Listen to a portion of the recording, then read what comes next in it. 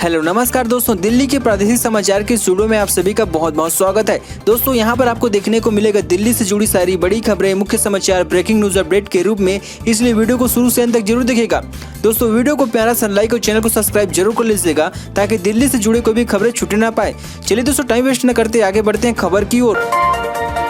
दिल्ली में 2000 के नीचे आए संक्रमण के मामले कल से शुरू होगा ड्राइव थ्रू टीकाकरण केंद्र। जी हां, दरअसल आपको बता दें, राष्ट्रीय राजधानी पिछले 24 घंटों के दौरान कोविड-19 के 1550 नए मामले सामने आए हैं, जो 27 मार्च के बाद एक दिन में संक्रमण के सबसे कम मामले हैं। इस दौरान यहां 207 मरीजों की मौत हो गई है तथा संक्रमण दर 2.52% पर रही है। दिल्ली में सोमवार को लगातार दूसरे दिन संक्रमण के नए मामले 2000 के नीचे तथा 27 मार्च से सबसे कम रहे। शहर में 27 मार्च को कोविड-19 के 1558 नए मामले सामने आए थे। कोविड-19 काल में मेडिकल उपकरण और दवाएं बांटने के मामले क्राइम ब्रांच आज दिल्ली सरकार को अपनी रिपोर्ट सौंपेगी। बीजेपी सांसद गौतम गंभीर, आप विधायक प्रवीण कुमार और विधायक प्रीति तोमर, इन तीनों की इंक्वायरी रिपोर्ट आज crime branch director general of health Delhi सरकार को सौंपेगी। बता दें कि हाईकोर्ट के आदेश पर जिन 16 जनप्रतिनिधियों और राजनीतिक पार्टी से जुड़े लोगों की कोविड में जरूरी मदद मेडिकल उपकरण बांटने की जांच क्राइम ब्रांच कर रही थी, उन्हीं 16 लोगों में से इन तीनों लोगों के मामले की जांच अब director general of health Delhi सरकार करेगी। कोविड-19 की थर्ड वेव की तैयारी में जुटी दिल्ली सरकार चीन से मंगाए 6000 ऑक्सीजन सिलेंडर। जी हां, दरअसल आपको बता दें, दिल्ली के मुख्यमंत्री अरविंद केजरीवाल ने सोमवार को कहा है कि उनकी सरकार ने चीन से 6000 सिलेंडर का आयात किया है, जिन्हें 3 डिब्बों में रखा जाएगा और कोरोना वायरस की तीसरी लहर की स्थिति में उपयोग किया जाएगा। केजरीवाल ने यह भी कहा कि दूसरी लहर धीरे धीरे खत्म हो रही है और दिल्ली सरकार ने संभावित तीसरी लहर की तैयारी शुरू कर दी है। अब उन्होंने कहा कि करीब 6000 सिलेंडर चीन से विमान से मंगाया गया है, जिसमें हमें 4400 मिल गए हैं। बाकी 1600 सिलेंडर 2 से 3 दिनों में पहुंच जाएंगे। मुख्यमंत्री ने विदेश मंत्रालय वाजिंग में भारतीय दूतावास को ऑक्सीजन सिलेंडर के आयात में सहायता पहुंचाने को लेकर धन्यवाद दिया है। केजरीवाल ने कहा कि दिल्ली सरकार सिलेंडर का भंडार करने के लिए 3 डिपो तैयार कर रही है और ये सिलेंडर जरूरतमंद लोगों को दिया जा सकेगा तथा अस्पतालों में अतिरिक्त ऑक्सीजन बेड तैयार करने में उपयोग लाया जा सकेगा। उन्होंने कहा कि कोविड-19 की तीसरी लहर की स्थिति में इन 6000 सिलेंडर को 3000 ऑक्सीजन बेड तैयार करने में उपयोग में लाए जा सकते हैं। शायद ये हम हमारे आने के बाद से भारत में लाया गया सबसे बड़ा खेप है। हत्या के आरोप में गिरफ्तार पहलवान सुनील कुमार को लगा एक और झटका। उत्तर रेलवे ने जगह के पद से किया सस्पेंड। जी हां, दरअसल आपको बता दें, पहलवान सागर धनखड़ की हत्या के आरोप में गिरफ्तार किए गए 2 बार के ओलंपिक पदक विजेता सुनील कुमार को एक और झटका लगा है। उत्तर रेलवे ने पहलवान सुनील कुमार को वरिष्ठ वाणिज्य प्रबंधक के पद से सस्पेंड कर दिया गया है। इससे पहले उत्तर रेलवे के प्रवक्ता ने सोमवार को कहा है कि हत्या के मामले दिल्ली पुलिस द्वारा गिरफ्तार किए गए पहलवान सुनील कुमार को निलंबित किया जाएगा। ओलंपिक पुरस्कार विजेता सुनील कुमार उत्तर रेलवे वरिष्ठ वाणिज्य प्रबंधक है। वह 2015 से प्रतिनियुक्ति पर दिल्ली सरकार में है, जिसने उसने स्कूली स्तर पर खेलों के विकास के लिए छात्रावास स्टेडियम में विशेष कार्याधिकारी के तौर पर तैनात किया गया था।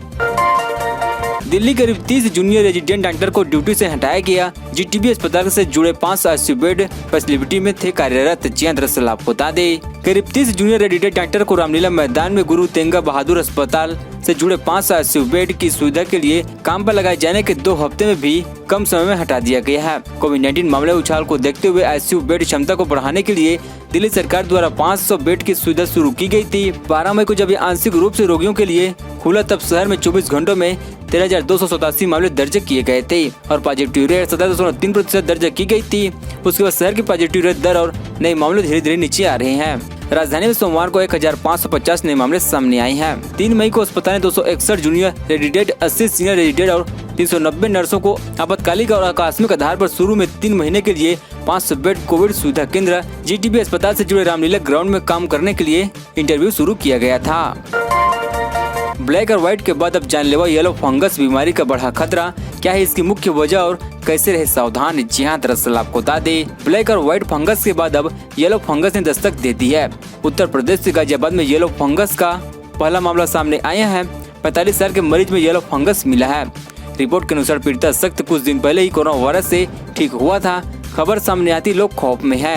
कोविड-19 वायरस से ठीक हो चुके कई लोग ब्लैक फंगस से शिकार हो चुके हैं। यह मामला अभी भी चल रहा था कि व्हाइट फंगस का भी पता लग गया है, लेकिन अचानक येलो फंगस का मामला आने से लोग भयभीत हो गए हैं। डॉक्टरों ने बताया कि 45 वर्ष से जिस मरीज में येलो फंगस मिला है वह पहले कोरोना संक्रमित हो चुका है और इस समय डायबिटीज से भी पीड़ित है। डॉक्टरों के मुताबिक ब्लैक फंगस मरीज का इलाज कराने के लिए ओटी में सप्लाई चल रही है। इसी दौरान जांच में पता चला है कि मरीज येलो फंगस से भी संक्रमित हो चुका है। हालांकि मरीज की हालत पहले से सुधार हुआ है। डॉक्टर्स का कहना है कि येलो फंगस ब्लैक और व्हाइट से भी ज्यादा खतरनाक है। दिल्ली पुलिस ने ट्विटर के दफ्तरों में रेड से किया इनकार, कहा सिर्फ नोटिस देने गए थे न कि छापेमारी के लिए। जी दरअसल आपको बता दें, टुलकित विवाद के बीच सोमवार शाम को ट्विटर इंडिया के ऑफिस पहुंचने के बाद दिल्ली पुलिस की स्पेशल सेल ने छापेमारी की बात से साफ इनकार कर दिया है। खबर के मुताबिक छापेमारी के लिए दिल्ली पुलिस की स्पेशल सेल लाडो, सहारा और गुरुग्राम ऑफिस पहुँच गयी थी, लेकिन अब पुलिस ने सफाई देते हुए कहा है कि वह छापेमारी के लिए नहीं गई थी। दिल्ली पुलिस ने मामले पर सफाई देते हुए कहा है कि वह सिर्फ नोटिस देने के लिए ट्विटर के ऑफिस में गई हुई थी, न कि छापेमारी के लिए। पुलिस का कहना है कि वह नोटिस लेने वाले सही ऑफिसर का पता लगाना चाहती थी। यही कारण है कि पुलिस की टीम को वहां जाना पड़ा। दोस्तों, अभी तक हमारे चैनल को सब्सक्राइब जरूर कर लीजिएगा ताकि आपको दिल्ली से जुड़ी सारी बड़ी खबरें इसी तरह से मिलते रहे।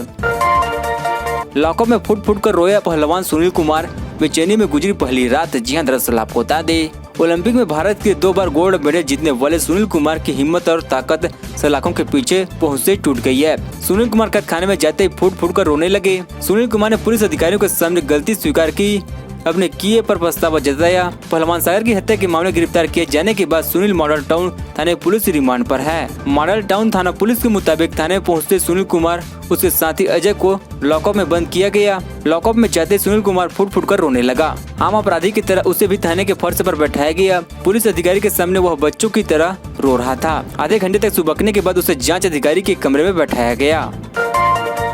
दिल्ली में भी कार में बैठे बैठे लगवा सकेंगे कोरोना का टीका। बुधवार से शुरू होगा पहला ड्राई इन वैक्सीनेशन सेंटर। जी हां, दरअसल आपको बता दें, दिल्ली में अपने वाहन पर बैठे बैठे टीके की खुराक प्राप्त करने की सुविधा देने वाला पहला केंद्र द्वारका स्थित आकाश हेल्थ केयर सुपर स्पेशलिस्ट अस्पताल में 26 मई से शुरू होगा। अधिकारी ने सोमवार को यह जानकारी दी है। इस ड्राइव थ्रू टीकाकरण केंद्र का उद्घाटन मुख्यमंत्री अरविंद केजरीवाल करेंगे। एक अधिकारी ने बताया कि आकाश हेल्थ केयर ने केंद्र में 18 से 44 आयु वर्ग के लोगों के लिए कोविशील्ड की 30,000 खुराक खरीदी है। टीका सुबह 9 बजे से शाम 5 बजे तक दिया जाएगा। अस्पताल के प्रवक्ता ने बताया कि यह दिल्ली सरकार और दक्षिण पश्चिम जिलाधिकारी द्वारा की गई पहल है।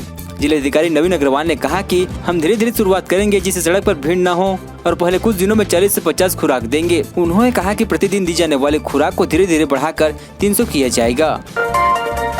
हत्या के मामले गिरफ्तार सुनील कुमार की मुश्किलें बढ़ी सामने, या वांटेड अपराधी के साथ कनेक्शन। जी हां, दरअसल आपको बता दें, कभी देश के लिए गौरव रहा सुनील कुमार अब पूरे देश के लिए शर्म का कारण बन चुका है। पता चला कि सुनील कुमार के रिश्ते शातिर अपराधी से थे। सूत्रों के हवाले से कुछ सीकिंग सुनील कुमार का दिल्ली के वांटेड अपराधी के साथ क्राइम कनेक्शन सामने आया है। आरोप है कि सुनील दिल्ली एनसीआर के उस क्रिमिनल ग्रुप के साथ काम कर रहे थे जिसकी दुश्मनी मलेशिया में बैठे एक बड़े गैंगस्टर से थे। कभी कुश्ती की किंग कहे जाने वाले सुनील कुमार पर रेसलर सागर के मर्डर समेत कई तरह के क्राइम और क्रिमिनल से कनेक्शन सामने आ रहे हैं। बताया जा रहा है कि रेसलिंग के रिंग में अपना सिक्का जमाने वाला सुनील कुमार वक्त के साथ बड़े बड़े रंगना के संपर्क में आ गया, जिसका नतीजा ये हुआ कि आज वो सलाखों के पीछे पहुंच चुका है। खबरों के मुताबिक सुनील कुमार दिल्ली हरियाणा के कई गैंगस्टर के संपर्क में था।